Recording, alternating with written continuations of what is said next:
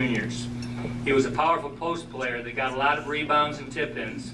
His class won 3 straight championships. Although class leagues were fun, purple and gold competitions were Alderman's favorite. He was purple and his roommates were gold, and he enjoyed going head-to-head with them since they were teammates the rest of the year. Dick was inspired by many people during his time at Houghton. Dr. Payne was especially instrumental in influencing his Christian walk. Alderman remembers listening to his chapel sermons and thinking, that's how it's supposed to be. Dr. Lucky was also inspiring to him in the way he taught and how he lived his life. After graduation, Dick was immediately commissioned into the United States Air Force and then earned his graduate degree at New York University.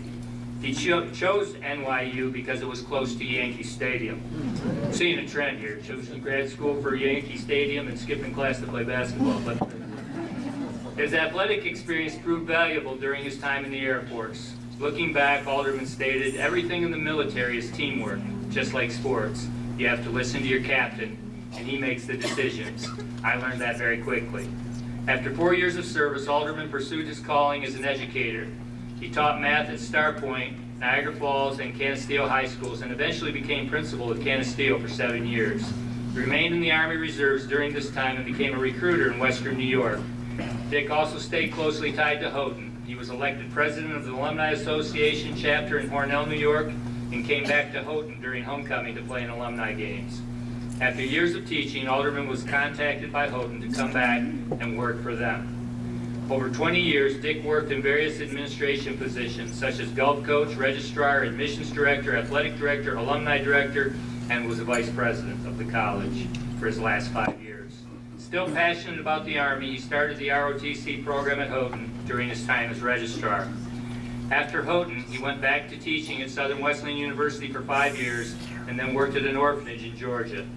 He and his wife stayed down south during the winter months, but his home has always been Houghton. He has stayed on the alumni board, and 4 of his 5 kids have attended Houghton. Dick has been an active community member during his retirement. He was business manager at Houghton Wesleyan Church, president of the Cemetery Association, a member of the Fillmore Board of Education, and has actively attended Houghton soccer games in the fall. He helps house boys on the Genesee Rapids baseball team in the summer and has a room named after him in the alumni house. Dick was named one of the Houghton 100 during the centennial year and heads up his class reunions. He managed to get 75 people here for his 50th reunion. Dick Alderman is the epitome of what Houghton College stands for.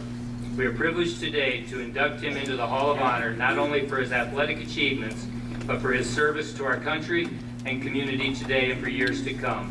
The plaque we are presenting tonight reads, Houghton College Hall of Honor recognizes Dick Alderman, class of '52, as an administrator and an outstanding student athlete in baseball, football, track, volleyball, and basketball, 1948 to 1952, presented April 28, 2016, in recognition of your contributions to Houghton College through excellence in athletics and your continued contribution to God's kingdom as a servant leader.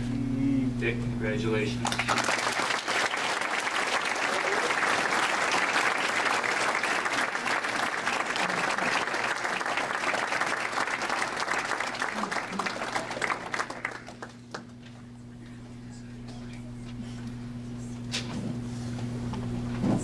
Thank you very much. I want to take this opportunity before I start anything else on behalf of the alumni and the general public and myself to congratulate Skip on the work he has done in the last 20 years as athletic director in getting us finally into NCAA and getting us into and through the years of that new building. I was athletic director for a couple of years, half-time, and it almost whelmed me. If I had his job now, it would overwhelm me. And I think he's done a masterful job these 20-some years, and we thank you dearly for the work you've done. And God bless you in this capacity.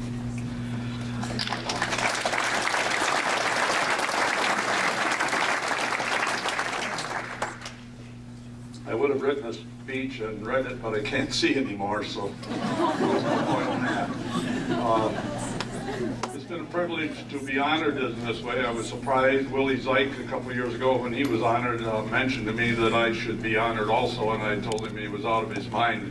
and I put it out of my mind. So I was really surprised and pleased when I got the letter from Skip telling me that I had been chosen. I'm proud to receive this honor on behalf of my alma mater and my college.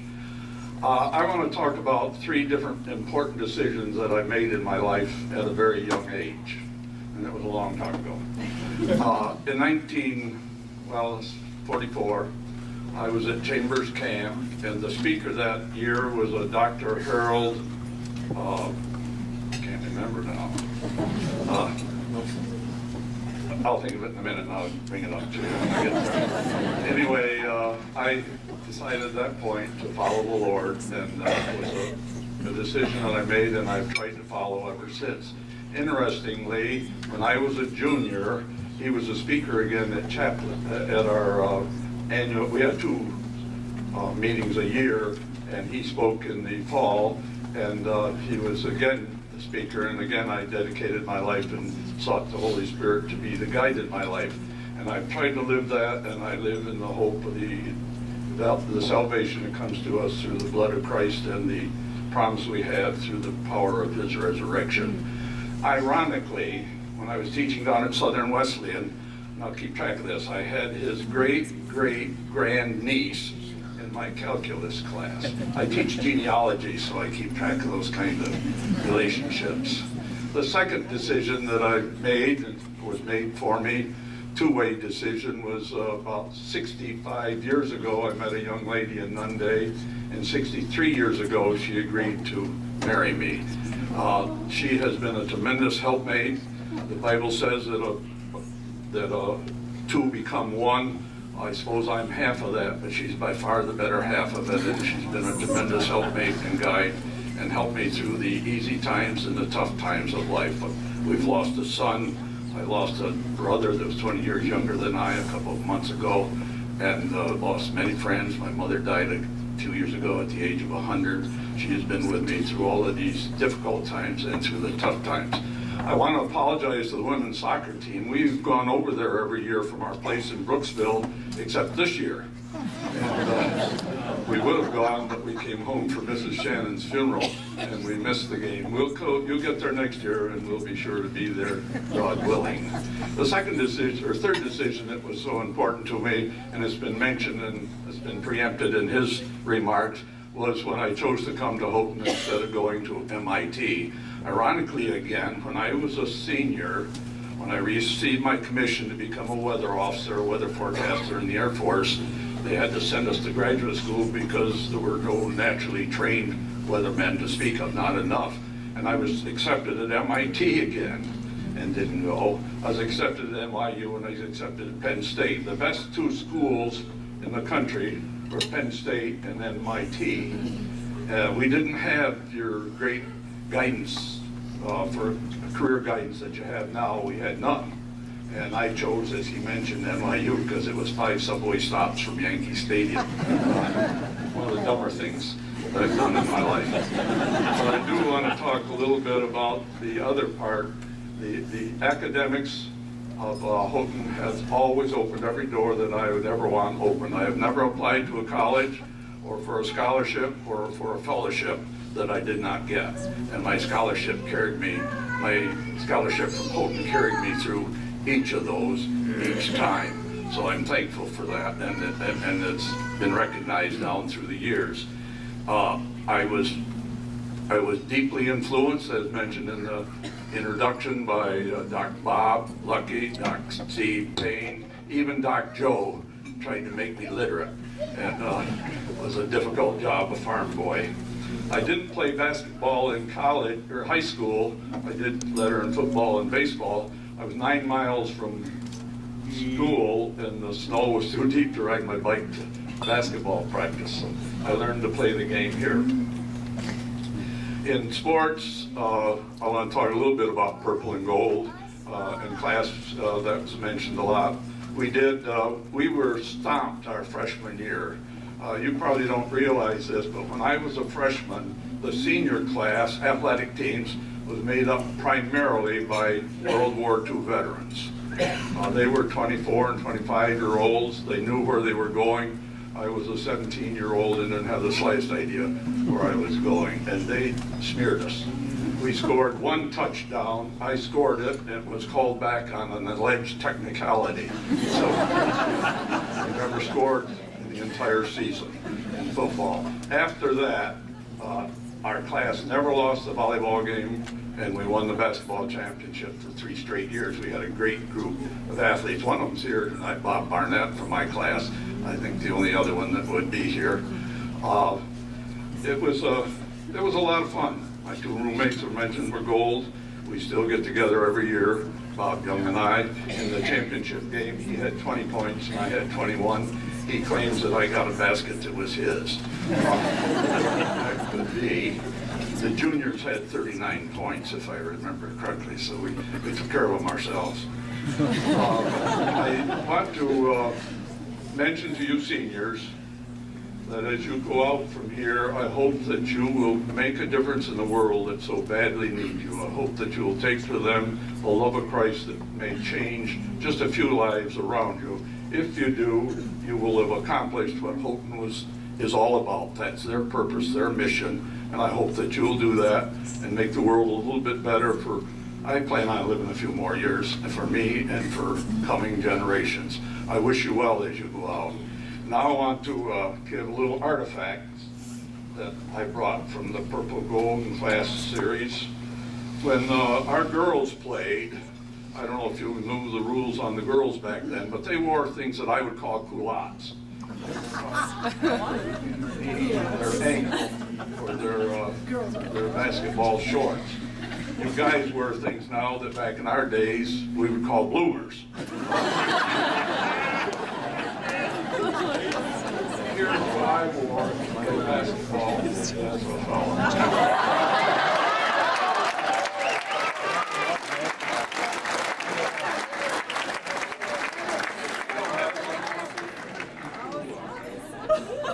Purple and white, our class colors.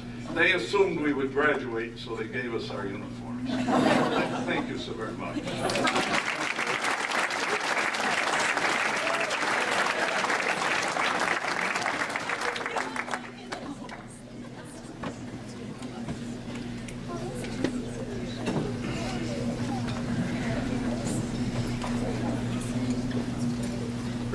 Our second inductee this evening is Susan Roorbach Hellings. Susan, would you come up with me while we read your citation? Class of 1977.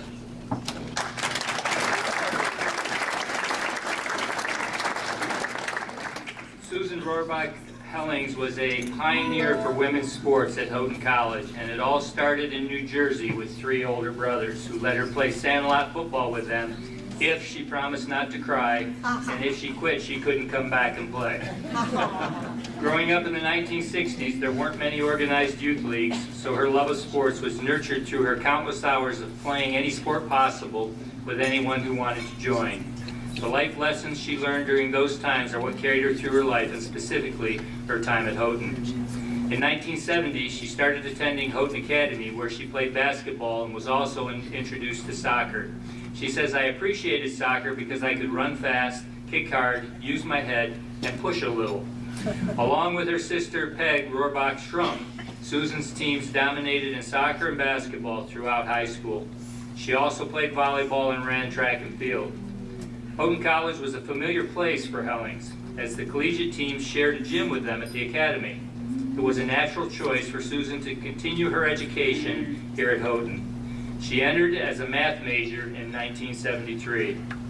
Hellings definitely wanted to continue her basketball career, but also became more and more interested in volleyball, although somewhat unfamiliar with the sport.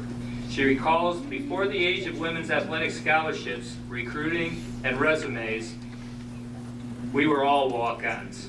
It was nerve-wracking. She tried out for both varsity teams, earned a spot, and definitely started making her mark. She saw much success as a 2-sport athlete. She was a natural at volleyball, and one of her fondest memories was defeating Brockport in 1974 for the AIAW, which stands for the Association for Intercollegiate Athletics for Women, sectional title. They won in the 5th set by a score of 15-0, with Susan as the starting hitter for the entire season. They then went on to the New York State tournament and took second place. She played volleyball for 3 of her 4 years at Houghton. Basketball was another love of Susan's. Some of her best memories of her college years were playing pickup basketball games almost every single weekday with her friends. She says those times were when our tensions were relieved and our friendships cemented. Some of her personal highlights from basketball included beating Syracuse University in their house 72-70, grabbing 26 rebounds in one game, and participating in the ENC, Eastern Nazarene College tournament, her senior year, which was a precursor to the NCCAA tournament we know now. The Christian colleges of the East gathered for a postseason basketball tournament, and in 1977, Hellings and her team claimed first place, and she received MVP honors. Title IX passed during her college years, which meant a new award was introduced at the athletic banquet. One was equivalent to the men's award. As a result, Susan was the first woman to receive a Women's Athletic Financial Award in Houghton College history. As a senior, she also received the Senate Excellence Award for female college athletes. After Houghton, Hellings taught high school mathematics for the next 4 years and volunteered with several of the girls' sports teams. After getting married and having children, she began teaching developmental math courses part-time at her local community college and did that for the next 20 years. She has a huge passion for coaching, teaching, and mentoring. Her sister and teammate, Peg Schrum, became an executive committee member in the newly formed NCCAA Women's Volleyball Association and asked Susan if she could name a new award that the association was forming after her.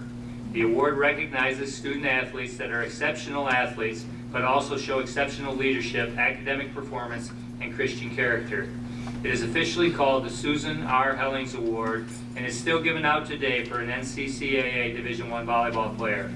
Hellings reflects on this honor and says, "I am thankful God is raising up more women every year as coaches and players who want to love Him with all their hearts, minds, soul, and strength."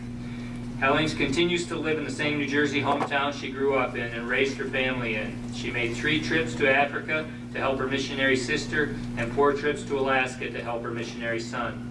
At home, she teaches Bible studies, serves on the church board, and on her local Habitat for Humanity board. She likes to be outside walking, hiking, kayaking, biking, and traveling to new cultures and places. She has 1 granddaughter who she loves to visit and hopes becomes a young woman of excellence someday. We are privileged to welcome Sue Hellings into the Hall of Honor as a pioneer in the early days of Houghton women's intercollegiate athletics and a godly servant who has made her mark beyond the walls of Houghton College. The plaque we present to Sue tonight reads, "Houghton College Hall of Honor recognizes Susan Roorbach Hellings, 77, as an outstanding student athlete in volleyball and basketball, 1973 to 1977, presented April 28, 2016, in recognition of your contributions to Houghton College through excellence in athletics and your continued contributions to God's kingdom as a servant leader."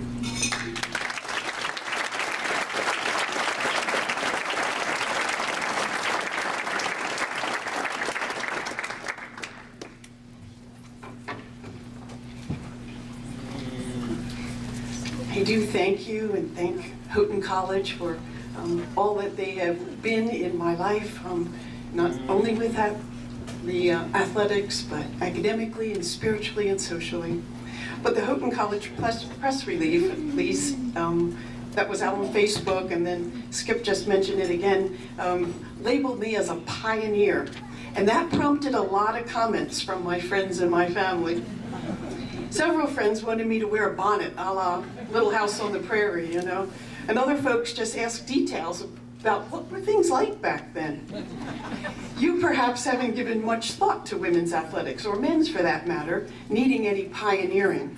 When I was about your age, my mother told me that my grandfather, who was born in 1893, had played catcher for years on a baseball team. I didn't ask any more questions, and I wish now that I knew more about him. And I remember when I made my junior high field hockey team, the first organized sports team available for me, that my mother told me she was chosen for a college All-American field hockey team in 1939. They played a team from England, but I never asked more about that. I bet in the 100 years since my grandfather played, or the 75 years since my mother played, lots of things have been pioneered, and details have been lost for the lack of an asking.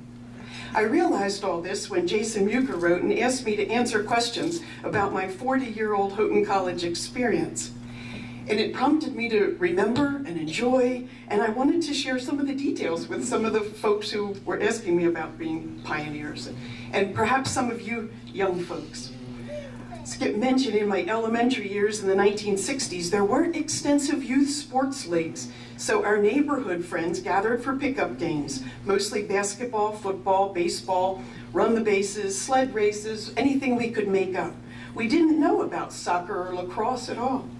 Volleyball was a game for picnics, and tennis and golf were mostly for the wealthy. No parents, no coaches, no officials, so democracy ruled. If the teams we picked weren't fair, the other team quit or wouldn't come back the next day, so we kept it fair. We learned to be adaptive and inclusive. We made necessary concessions because we had a deaf friend, Dickie Grantham, who wanted to play. And no one ever suggested that us girls couldn't play with the boys. When I made my junior high basketball team, I had to learn the 6-player format for women's scholastic teams. That's 2 forwards in the front, offensive half, 2 guards in the back, and 2 rovers who were allowed to run back and forth across the line. Wow, that wasn't like the neighborhood games, and I'm glad we pioneered out of that kind of game.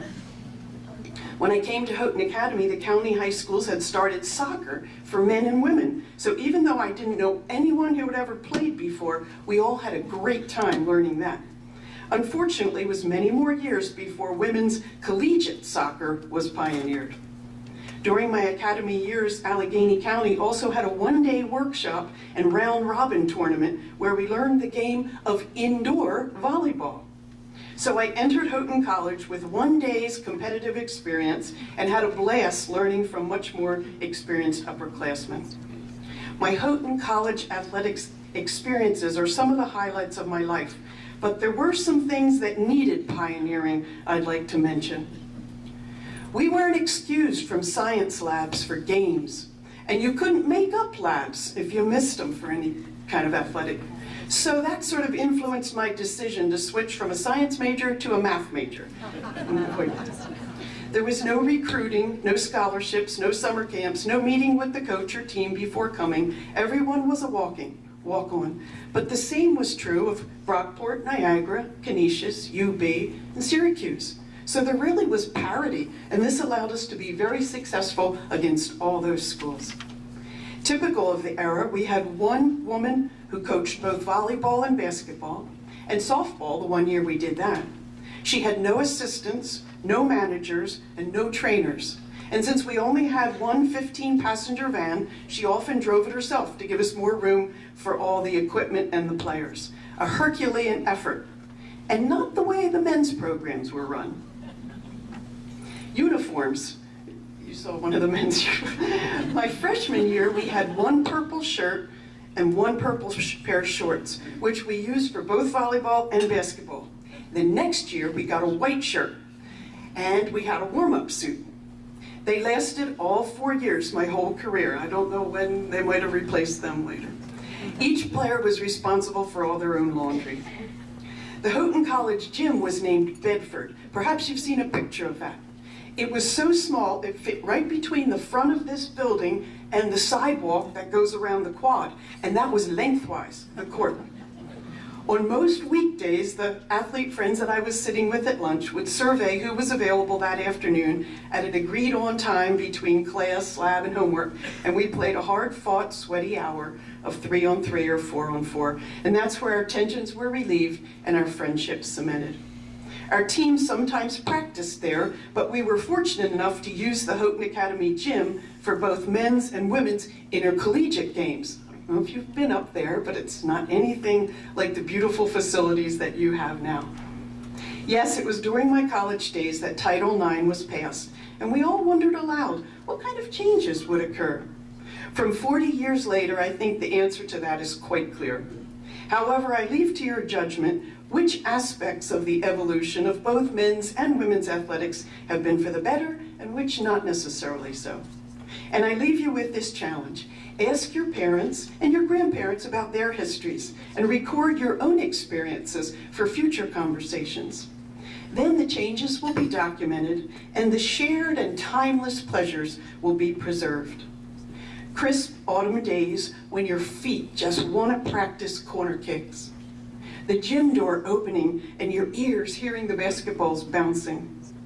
Pulling down a rebound and passing it to your roommate.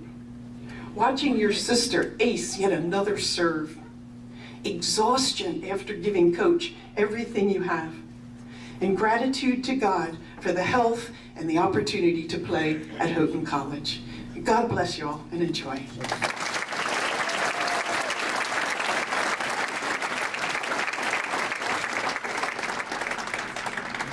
Sue, I'm going to have you wait just a minute and come back here. Real quickly, before she sits down, we have another presentation to make. You heard the name Peg Roorbach Strum mentioned. Peg was another stellar athlete in Houghton's history, and in fact is a 1998 inductee into the Hall of Honor. Unfortunately, due to her service on the mission field at the time, Peg was unable to join us for her induction ceremony. So tonight we are pleased to have Peg with us, and we would like to invite her up to the stage to receive her Hall of Honor plaque with her sister. So.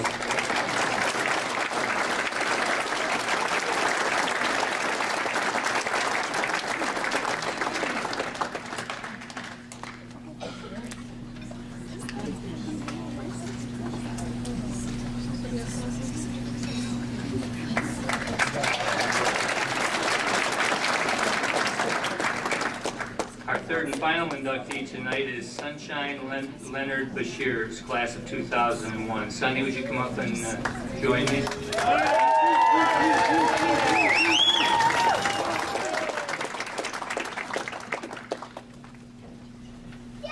Sonny was a standout in athletics from a very early age. At Shenango Forks High School in Fort Crane, New York, she started playing softball and soccer at the varsity level as a freshman. She also participated in basketball and track during her time there, but soccer was her main love. She made her mark on the pitch right away by becoming the first player in Shenango Forks High School history to make the all-conference team as a sophomore. She led the team in assists for 3 years and received all-division and all-state honors as a senior in 1996 after overcoming an ACL tear that stopped her junior season short. Oddly enough, Sunshine claims the injury was one of the more memorable moments of her sports career growing up. She remembers it taught her to be grateful for the ability to play sports and encouraged her to rely on God's strength, healing, and plan for her future. Part of that plan included coming to Houghton College. She decided it was the perfect fit for her after just one visit. She recalls feeling immediately accepted by the players and was overwhelmed by the camaraderie of the team. Houghton was also one of the few Christian colleges that had an art major, which was her other passion alongside soccer. As a member of the women's soccer team, Sunny definitely made her mark. She was a third-team NAIA All-American in 1998 and an honorable mention NAIA All-American in 99 and 2000. She was a 4-time first-team All-Conference and a 3-time first-team All-Region. She was honored as the 1998 NAIA Regional Player of the Year and stands in the Houghton record book as 3rd all-time in career assists with 46 and 6th all-time in career points with 148 as an outside midfielder. As a captain, she led her teams to 4 conference championships, 2 national tournament appearances, and 4 national poll rankings. Her coach, David Lewis, reflects on his time coaching her. As a player, Sunny brought speed, consistent composure, and an ability to find the back of the net from her outside midfield position. As a person, Sunny is fun-loving. She has a quiet yet bubbly spirit. Her love for Christ is evident in the care and support she lends to others. I consider it a true pleasure to know Sunny and her family. After Houghton, she continued her soccer career playing for the Charlotte Eagles, a semi-professional team under the Missionary Athletes International organization. During her time, she participated in and led several international soccer missions to several different countries such as Ethiopia, Brazil, Thailand, Singapore, and Germany. After playing for 3 years, she joined their staff as the women's soccer ministry director for 5 years. After that, she coached at the collegiate level as an assistant men's soccer coach at Houghton College in 2001, and then back at Houghton College in 2002 and 3. After her soccer career, she decided to pursue her passion for art. She began working at a ceramics studio, making and selling pottery, and teaching children's classes. She met her husband and got married in 2009 and moved to Greensboro, North Carolina, where she currently resides. She eventually went back to school and earned her teaching certification in art and had her son Tobin. Now she's a stay-at-home mom and wife and still enjoys making pottery. She remembers fondly her time at Houghton and says it molded her into the person she is today. She says, "I don't remember too many details about the goals scored or the games won, but what I do remember most clearly are the relationships built through being a member of the women's soccer team. As a team member, I immediately gained a family that shared our lives with each other, the good and the bad, on and off the field." Sonny, thank you for your kind and gentle spirit and your contribution to Houghton athletics and to the broader Houghton community. The plaque we are presenting tonight reads, Houghton College Hall of Honor recognizes Sunshine Leonard Beshears, class of '01, as an outstanding student athlete in women's soccer, 1997 to 2000, presented April 28, 2016, in recognition of your contributions to Houghton College through excellence in athletics and your continued contributions to God's kingdom as a scholar servant.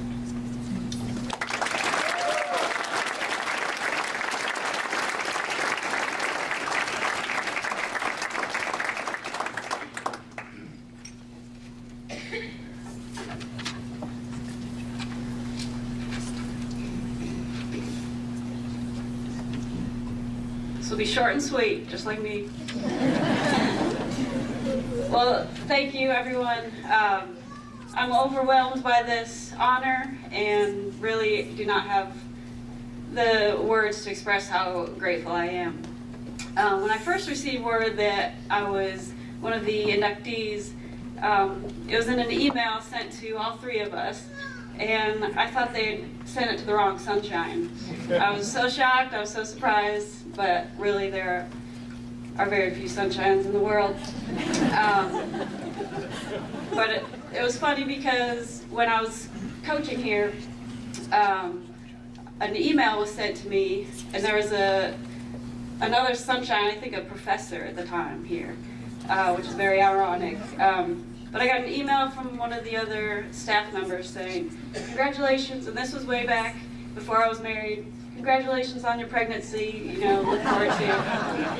So I think you do have the wrong Sunshine this time, but again, I'm grateful to be here, so honored. Anyhow, when I was thinking about this honor, what this honor means, and I was reading through the list of accomplishments, first of all, public speaking was not on there. I think I missed that. I was reading through the list of accomplishments, and all these different faces kept running through my mind. Faces like Coach Lewis, obviously, who gave me the opportunity to play here for Houghton women's soccer. I saw faces of the athletic department and all the trainers that doctored me back to the game day. All my professors who supported me along the way in order for me to be successful both on and off the field. And I pictured the many teammates I had who became my family as we challenged each other physically, mentally, and spiritually. It was through the community of my teammates and actually the pastoring of Coach Lewis that my faith and my relationship with Jesus Christ was strengthened and encouraged in significant life-changing ways. And this is where I learned that the soccer field could become the altar where I could express my worship and praise to God. This is where I discovered the game of soccer could be used to bring glory to God, as well as to bring people to a loving relationship with God. And beyond Houghton, I pictured the faces of people I met from all different cultures around the world, as I've had the privilege to take what I've learned from Houghton across the world and wherever I go. Most importantly, I saw the faces of my family, some better looking than others, who's here to support me and love me and celebrate with me tonight, just as they always have. I said I wasn't going to cry, so I'm not going to. I have to say special thanks to my brother Nate, who from the get-go taught me what it means to be an honest competitor. He's a true hero to me and many others. Not going to. And special thanks to my husband Scotty, who's off running after my 4-year-old boy, who's believed in me more than anyone else, and encourages me to keep pursuing my gifts and my talents today. This award is truly a team honor, a team effort, and it's the faces and the relationships that I've made along the way that are most valuable. So my challenge and encouragement to all of you athletes is to pursue your sport, to pursue life with excellence while recognizing the people God puts in your path. God is a relational being, and we were made and created in His image. So love God and love others while pursuing excellence in everything you do. Thank you very much.